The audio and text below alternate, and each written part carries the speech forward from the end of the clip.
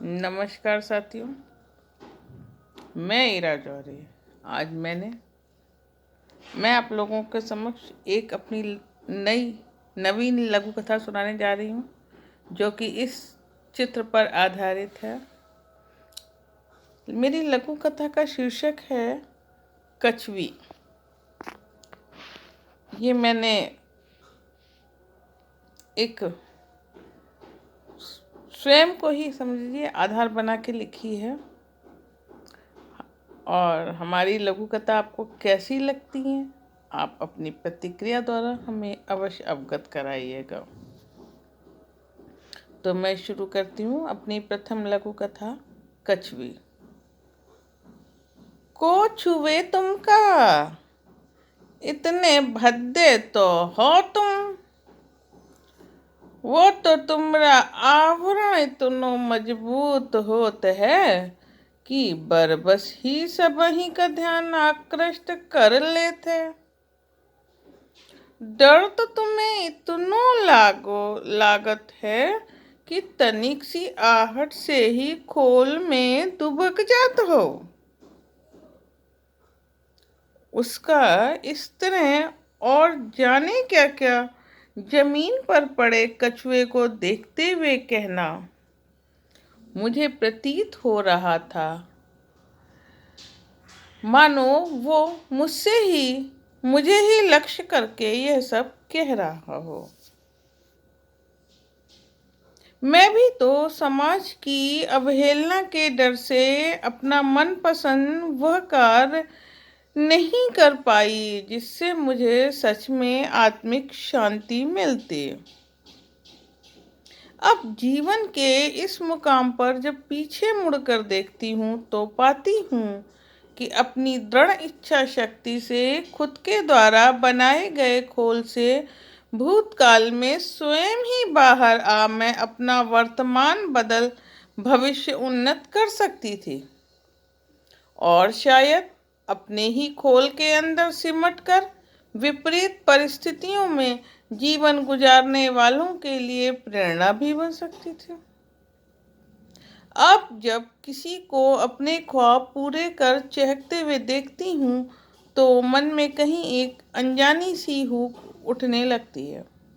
काश मैंने भी तब सबका विरोध कर थोड़ी सी हिम्मत की होती, तो शायद आज हमारे कदमों तले हमारा भी आसमां होता। इतना सोचते हुए आज अपने आप को बदलने के लिए जब स्वयं से एक कठोर फैसला लेना चाहा तो अपने आप से बात कर खुद ही खोते देख हा हा हा कछुई कहेंगी कहते हुए आज फिर वो हमारा मजाक उड़ाते हुए चला गया। तो साथियों, ये हमारी प्रथम लघु कथा थी। आपको कैसी लगी जरूर बताइएगा। हमारी दूसरी लघु कथा भी चित्र आधारित है। ये चित्र है उसका, और लघु कथा का शीर्षक है रेशमी डोर। इस चित्र में चांद को एक डोर के सहारे एक आकृति मानवाकृति पकड़ के खड़ी हुई है। तो इसी पर मैंने आधार बना के ये लघु कथा लिखी है। तो हमारी लघु कथा कुछ इस प्रकार है। जीवन के उत्तरार्ध में यह अधूरी पेंटिंग फिर से उसे बीते दिनों की याद दिलाने लगी है। अधबने चित्र को देख बीते पलों को याद करते हुए उसका मन अतीत की ओर दौड़ा चला जा रहा था। विवाह के पश्चात जब भी वो अकेलेपन का रोना रोती, खुद को व्यस्त रखा करो कि सीख देकर सब निकल जाया करते, और फिर वह फुर्सत में चद्दर तान सोकर मीठे सपनों में खो जाने का प्रयास किया करते। पर नींद भी एक सीमा तक ही आती। थोड़े समय पश्चात वह फिर जागकर बोराई सी घर में इधर उधर डोला करती। उसकी परेशानी देख उसके मन को समझने वाले उसके प्रिय ने उसे कुछ रंग, ब्रश व कैनवस लाके दिए और कहा, लो अब शिकायत मत करना। ब्रश द्वारा मनचाहे रंगों से कैनवस पर अपने मन की अभिव्यक्ति देना। बड़े मन से उसने कैनवास पर अपने अकेलेपन का प्रतीक, गहरी अंधेरी रात और जिम्मेदारियों की वजह से दूर होते पति के रूप में चांद का सृजन किया। अभी इतना ही सृजन हो पाया था कि प्यारे चुन्नू मुन्नू यानी शशांक ईशान दो बेटों के आने से स्वयं ही इतनी व्यस्त हो गई कि रंग ब्रश क्या वो खुद को ही भूल गई। जीवन के उत्तरार्ध में धीरे धीरे जिम्मेदारियों से मुक्त हो नए रंग में अपने को ढाल अभी जीना शुरू ही किया था कि काल की क्रूर चालों के आगे बेबस हो प्रिय द्वारा उसका साथ छोड़कर चले जाने के बाद वो कोने में रखी अधूरी पेंटिंग फिर से बीते दिनों की याद दिलाने लगी। दुखदाई यादों को सिर से झटक मस्तिष्क से निकाल उदासी को फेंक कुछ सोचते हुए उसने विस्मृत कर रखे गए पुराने रंगों को खोज धूल धूसरित आधे अधूरे कैनवस की धूल झाड़ पोंछ कर साफ कर नए रंग से रंग बिखेरने लग गई। इस बार यादों की रेशमी डोर से प्रियतम चांद को उसने कभी दूर न जाने के लिए कस कर पकड़ रखा था। सच तो यह है कि आज उसने शशांक ईशान की रेशमी डोर की यादों के सहारे राकेश की स्मृतियों को कैनवस में सजो रखा था। तो ये हमारी दूसरी लघु कथा थी। आपको कैसी लगी ज़रूर बताइएगा। और अब मैं आपको एक और लघु कथा अपनी सुनाने जा रही हूँ। एक बार मैं 3 लघु कथाएं तो सुना ही देती हूँ। ये लघु कथा मैंने अपने माँ पापा पे लिखी है जिसका शीर्षक है चाय। उनकी बातें देखकर सुनकर मन कह रहा उसी पर मैंने ये लघु कथा लिखी है।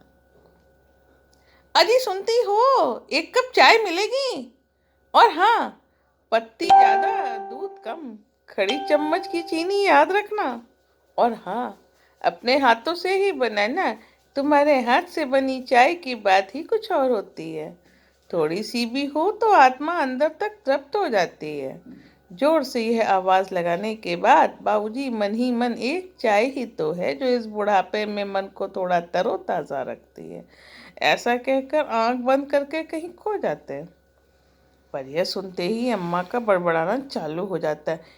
इनकी चयास की इस इच्छा को पूरा करने में हमें कितनी मुश्किल आती है, इनको समझ नहीं आता। इस नोक झोंक के बीच पता ही न चला कब अम्मा भी चाय की शौकीन हो गई। और आज जब बाबूजी नहीं है, अम्मा चाय बनाने रसोई में ही नहीं जाती। और अगर कोई बहार बनाकर देता भी है तो आंख मूंद कर बीते लम्हों में खो जाती हैं। फिर याद दिलाने पर उसी चाय को प्यार से निहारते हुए धीरे धीरे सुड़क कर पीने लगती, मानो बाबूजी के साथ के पलों को फिर से जी रही हूँ। वैसे मैं हमारी लघु कथा कैसी लगी आप ज़रूर बताइएगा। वैसे मैं बहुत खुशकिस्मत हूँ कि मेरे माँ बाबूजी इस समय दोनों ही हैं और दोनों के साथ हूँ मैं, तो दोनों को देखती हूँ रोज़, उनके ज़िंदगी के पलों को। अच्छा लगता है उनके साथ रहना। तो हमारी ये लघु कथाएं कैसी लगी आप ज़रूर बताइएगा। आपके उत्तम कमेंट्स की प्रतीक्षा में मैं ईरा जौहरी, और अब तो मैं अपनी ये कथाएं यूट्यूब पे भी डाल रही हूँ, उसके भी लिंक का नाम ईरा जौहरी ही है। तो लाइक कमेंट एंड शेयर करिएगा, उत्साह मिलता है, बढ़ता है। तो पूरा वीडियो देखने के लिए धन्यवाद, शुक्रिया साथियों।